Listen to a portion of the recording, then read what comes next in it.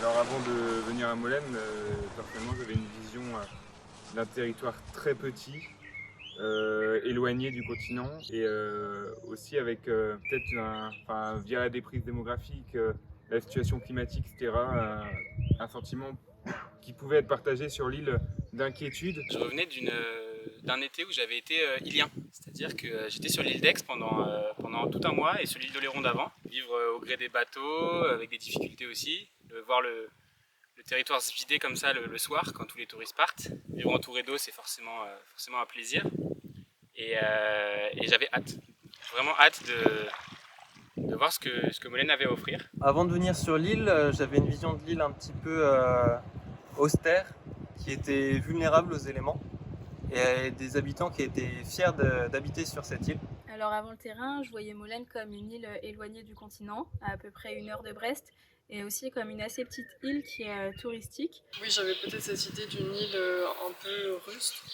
même si peut-être le terme est un peu galvaudé. Venir sur un terrain, ça permet inévitablement de se rendre véritablement compte de la distance.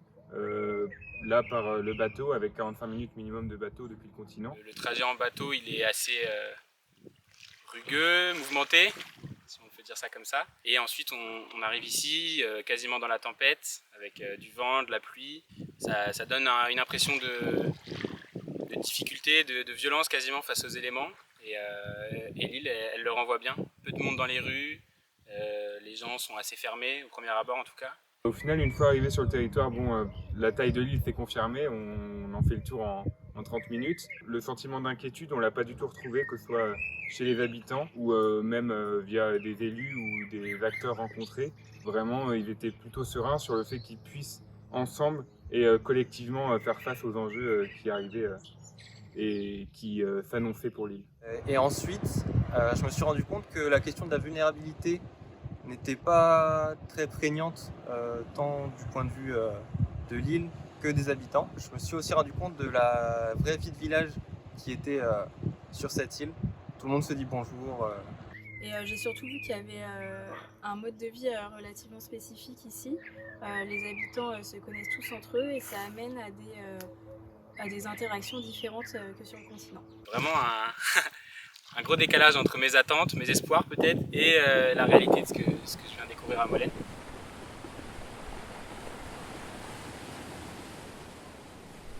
Alors, nous avons débuté par l'étude avec des données froides, des statistiques.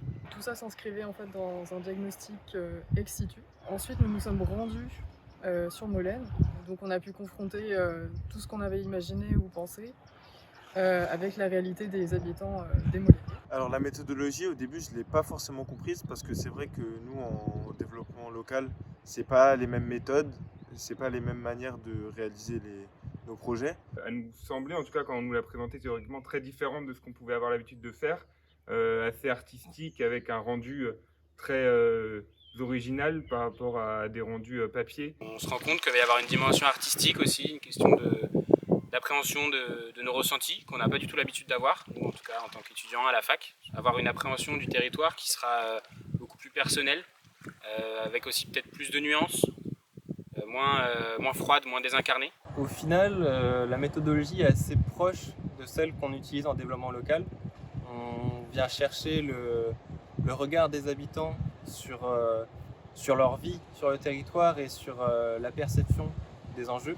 Finalement, on devait venir sur le terrain avec un sujet et échanger, rencontrer des habitants, des acteurs économiques et des acteurs sociaux, etc. pour véritablement comprendre l'enjeu, comprendre la vision des habitants, ce qui était essentiel, et ensuite en rendre compte via une vidéo, ce qui était là la différence, et qui était très original et peut-être plus dur à travailler. Mais après, une fois finalement on a commencé à faire quelques prises avec le téléphone, quelques vidéos, c'était plutôt naturel, et puis on a eu l'idée de faire un petit film en mode voyage initiatique, et je trouvais que ça collait plutôt bien avec le territoire. Et finalement le côté théorique et le fait de faire une vidéo à côté, ça s'est bien complété, et voilà, ça m'a fait prendre bien en compte la méthode et bien l'assimiler. L'avantage de travailler avec cette nouvelle méthodologie, c'est l'utilisation de la vidéo, qui permet de vraiment identifier un sujet qu'on traite et de l'orienter pour un certain public. Donc pour ça, on a passé 3 jours sur le terrain et on a pu donc prendre des vidéos avec un beau temps, enfin le premier jour de beau temps et un deuxième jour plutôt de tempête. C'est donc assez intéressant d'avoir ce contraste et de pouvoir filmer les Molènes sous ces 2 angles. Pouvoir se balader, échanger, manger avec les locaux, tout ça, ça nous permet vraiment de vivre quasiment comme un Molénais pendant une petite période, un court instant, et on peut se projeter. Vraiment du coup un travail pas seulement froid vu de la fac, mais un travail vraiment co-construit ensemble sur le territoire avec des habitants pour le coup.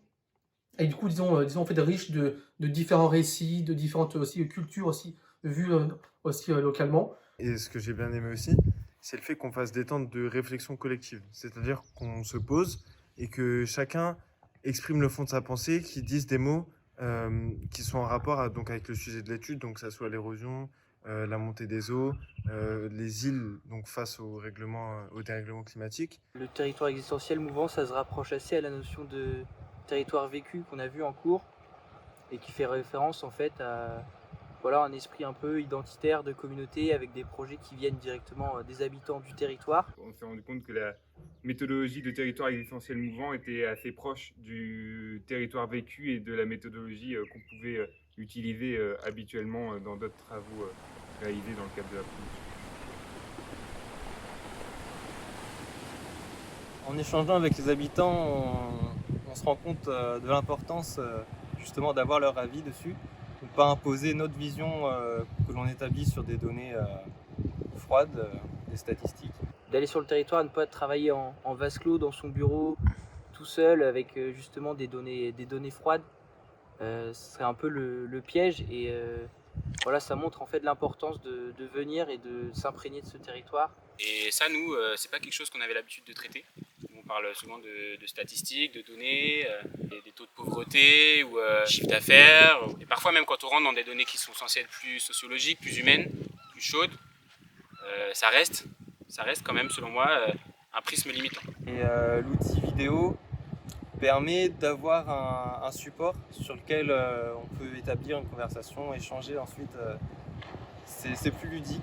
Elle permet déjà d'avoir un élément concret à pouvoir montrer, à valoriser. La vidéo, c'est ce qui sera le plus simple à présenter aux habitants, le plus simple pour rendre compte du travail effectué, de notre présence sur place et d'intéresser les habitants. L'aspect vidéo, c'était plutôt avoir un côté artistique un peu plus sensible que l'analyse de données. C'était plus que du rationnel en fait au final. C'était aussi essayer de capter un petit instant de vie. Comment ça peut nous servir dans notre futur? Et ben nous en tant que futurs développeurs, donc en développement local, ça peut nous servir parce que c'est un outil qu'on ne connaissait pas et une nouvelle méthodologie aussi pluridisciplinaire avec de l'art. Et ça peut en fait toucher un public. L'art, ça peut aussi connoter chez les gens certaines émotions, certains sentiments, et du coup ces gens-là, donc toucher un public plus large. Donc c'est un outil qui va nous permettre de découvrir, de réaliser des portes d'entrée ensuite pour intéresser les gens à notre travail plus simplement qu'avec des réunions publiques ou des rapports très détaillés, parfois compliqués et qui demandent du temps à lire.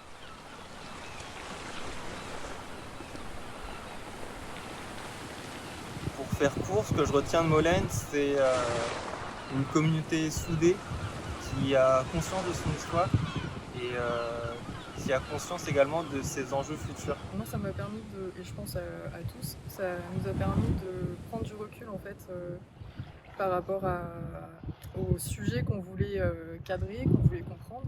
Et du coup, cette opportunité nous a permis de mettre un peu les pieds dans le plat et de déjà réaliser un premier diagnostic à l'extérieur du territoire et de voir la réalité des choses une fois qu'on y était. Et on voit réellement la différence et l'importance justement de mettre les pieds sur ce territoire et d'aller au contact des habitants de celui-ci. Et l'île est unique, mais comme tout territoire est unique, mais par sa taille, sa position et les enjeux qu'elle rencontre, définitivement c'est un territoire singulier et qui à étudier et hyper intéressant. Sur le côté plus développement local, c'est vraiment l'importance d'être humble, ça je l'ai déjà dit mais je le répète. Et sur le côté thème, c'est aussi l'importance d'aller plus loin que le premier rapport. C'est-à-dire que même si certaines réalités sont plus ou moins tangibles, il y en a d'autres qui sont beaucoup plus sous-jacentes, beaucoup plus cachées, et qu'on ne va pas pouvoir appréhender du premier regard. C'est-à-dire qu'il faut l'expérimenter, il faut le comprendre en échangeant, en s'imprégnant, pour enfin pouvoir se l'approprier et derrière avoir une vision qui soit plus globale et plus réaliste.